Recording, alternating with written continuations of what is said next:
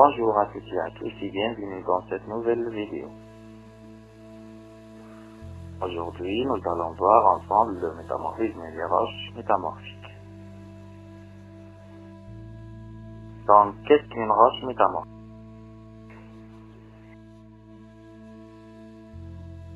Une roche métamorphique est une roche qui a subi une transformation à l'état solide du fait d'une élévation de température ou de pression. Elle résulte d'un processus appelé métamorphisme. Je vous explique. Quand les roches sont faites en profondeur, elles seront sous de nouvelles conditions de pression et de température. De ce fait, les minéraux auront tendance à s'organiser et à se rééquilibrer à ces nouvelles conditions. Donc, ces roches vont être transformées à l'état solide et par conséquent, ces roches vont être appelées des roches métamorphiques résultant d'un processus appelé métamorphisme.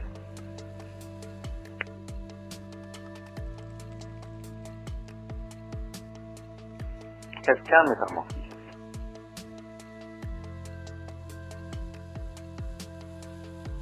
On voit que le terme métamorphisme est composé d'un préfixe méta et d'un mot morpho.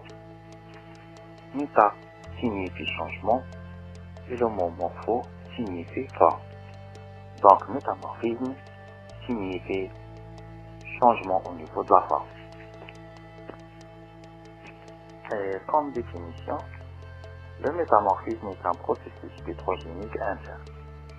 Il représente l'ensemble des transformations que subit une roche lorsqu'elle est soumise à une augmentation de pression et ou de température.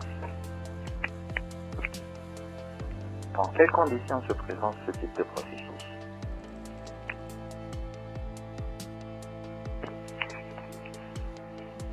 Le processus de métamorphisme se situe entre deux domaines, à savoir le domaine de la diagenèse et celui de la fusion partielle des roches.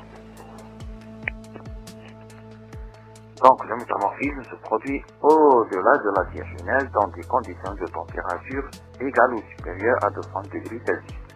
Et en deçà de la fusion partielle des roches, ou ce qu'on appelle l'anéthyclie, et ce à des températures comprises entre 700 et 1000 degrés Celsius en fonction de la pression du fluide. Quelles sont les transformations qui affectent une roche soumise à un processus de métamorphisme? Au cours du processus de métamorphisme, les roches peuvent subir plusieurs transformations. Je vais vous expliquer. Lors de ce processus, les minéraux peuvent subir plusieurs modifications, à savoir un simple changement d'orientation, de forme ou de taille, ou création de nouveaux minéraux à cause de la déformation de la structure cristalline et des réactions chimiques.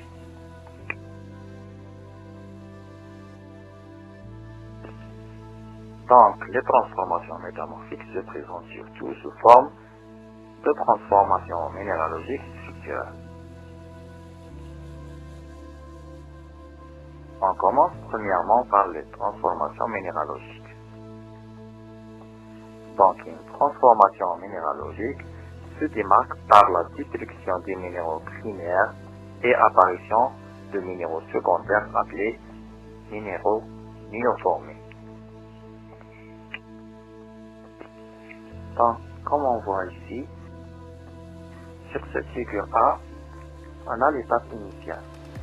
On voit par exemple ici des ferroxènes et des plagioclases qui sont stables à des températures et des pressions données. Quand cette roche sera enfouie, ces minéraux vont se retrouver dans de nouvelles conditions de pression-température et quand ces conditions changent, il va y avoir une formation d'un minéral secondaire comme l'amphibole qui va remplacer partiellement les ferroxènes. Et quand la température et ou la pression sont importantes, le minéral initial qui est le pyroxène va être complètement transformé en minéral secondaire qui est l'amphibole. Deuxièmement, les transformations structurelles. Pour les transformations structurelles, structurale, il va y avoir apparition de nouvelles structures dans la roche telles que la schistosité et la foliation suite à l'augmentation de pression et de la température. Donc, ce qu'il faut retenir, c'est que le métamorphisme est l'ensemble de transformations minéralogiques et structurales à l'état solide que subit une roche suite à une augmentation de température et ou de pression. Nous arrivons à la fin de cette vidéo. Merci de m'avoir prêté attention et à bientôt pour une nouvelle vidéo.